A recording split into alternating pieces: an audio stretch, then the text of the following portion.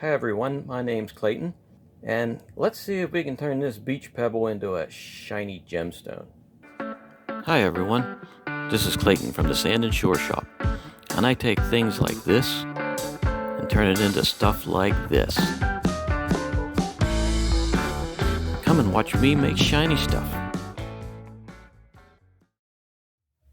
Okay, what I have here today is a beach pebble, and I got this at Myrtle Beach I think about 2 years ago, and it's been setting in with the shells. And I pulled it out and I realized just how sparkly the thing is. So we're going to try and turn this into a gemstone. So I've got some cracks here, but I can pretty much guarantee you those cracks are solid. I mean, we could try hitting it with the BFH. Anyways, it wouldn't do what we wanted to do. Oh my God. Because we're going to finish this stone off 360 degrees all around. The entire thing, baby. And to do that, we're going to have to do it a little bit differently than what I've been showing you. I'm not going to be taking this onto the cutting wheel at all.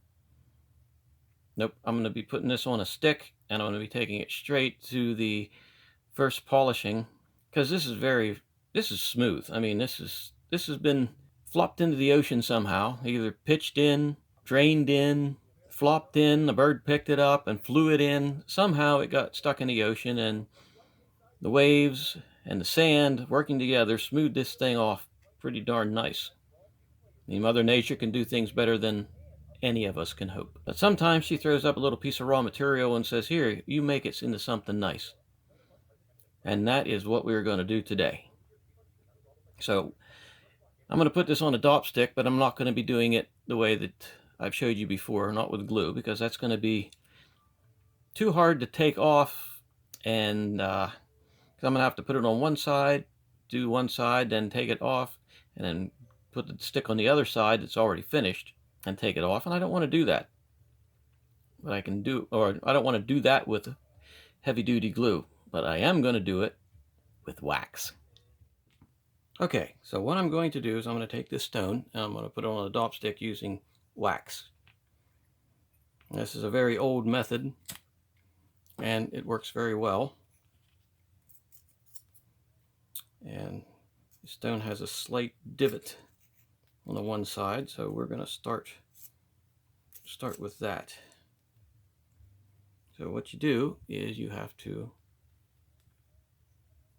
heat the wax up. Well, my flame's a little high, but okay, as you can see, the wax is starting to get a little bit loose on the stick.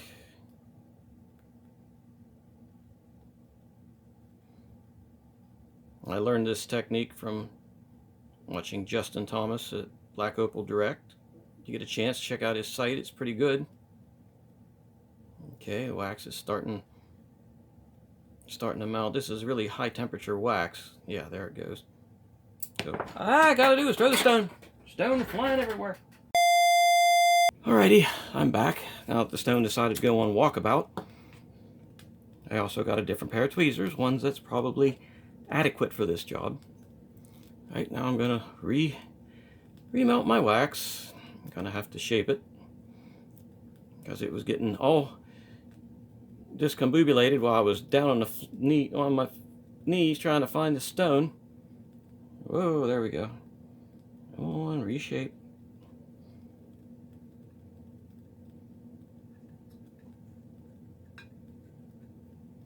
Okay, so what you have to do is you have to heat the stone up a little bit. The stone can't be cold. If the stone's cold, it's not going to hold very well. So you have to find like a nice combination of hot stone or warm stone to hot wax. And then, I didn't say I was good at this. I said I know how to do it.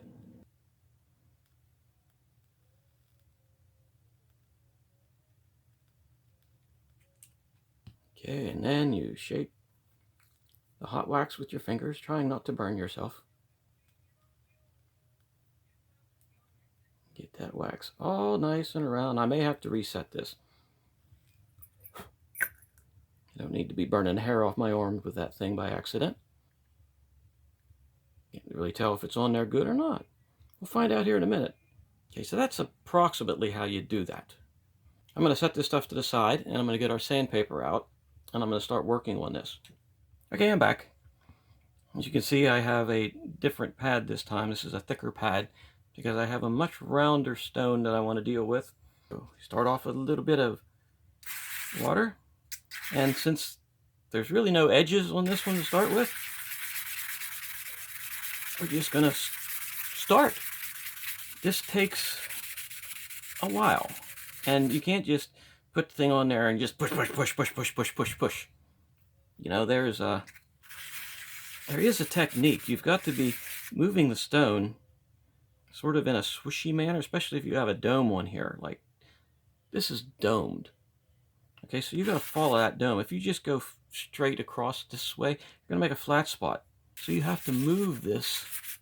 And I like doing sandpaper because you can feel the resistance that you get against the sandpaper. It starts to disappear. It gets less. It's like rough, rough, rough, rough, rough, rough, rough, rough, smoother, smoother, smoother, really smooth, as if it's not doing anything. And you haven't worn down the sandpaper. What you've done is you've taken the roughness off of the stone. I'm going to go more to the face of the stone now. Okay, got the paper towel here.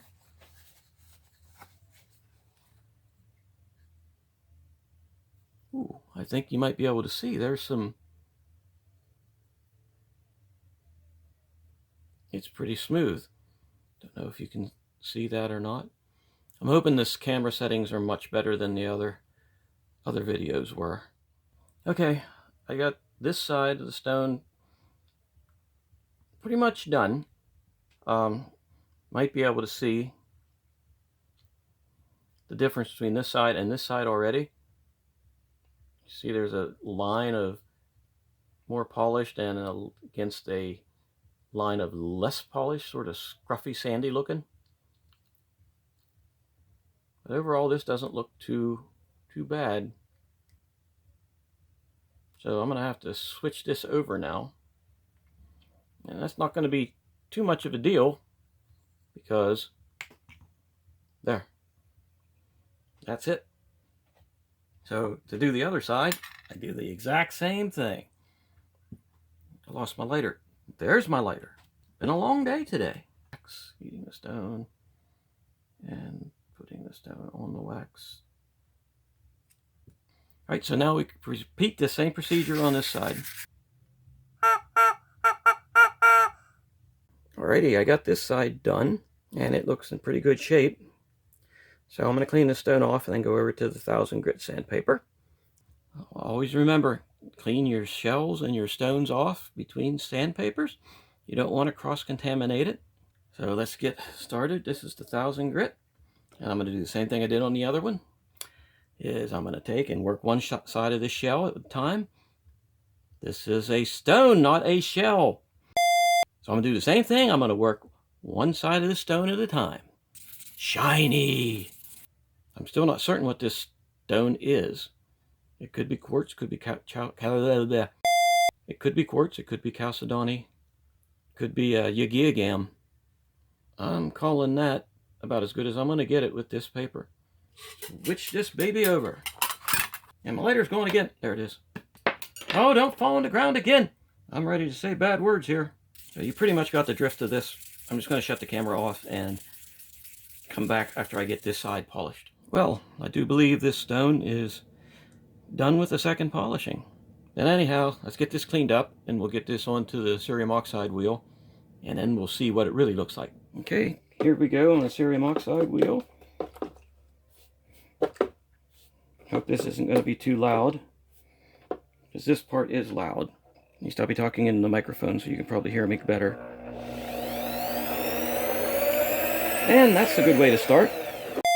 I'll just see if I can get my fingers tore off. Just have to be a little extra careful. So this is a don't try this at home type deal.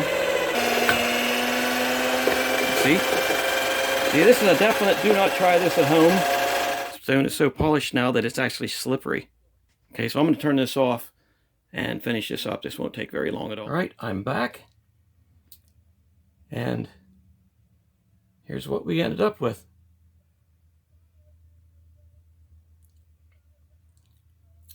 So I still don't know what it is. It could be quartz. It definitely looks quartzy. But like I said, it's probably a Yigigam. So as for beach pebble turning into a shiny, I think we can call this a win. So if you liked the video, give a like down below there, hit the button, subscribe to the channel, because there's going to be more of this coming. And this one's actually pretty nice. So thanks for sharing the time with me, and hey, have a great day.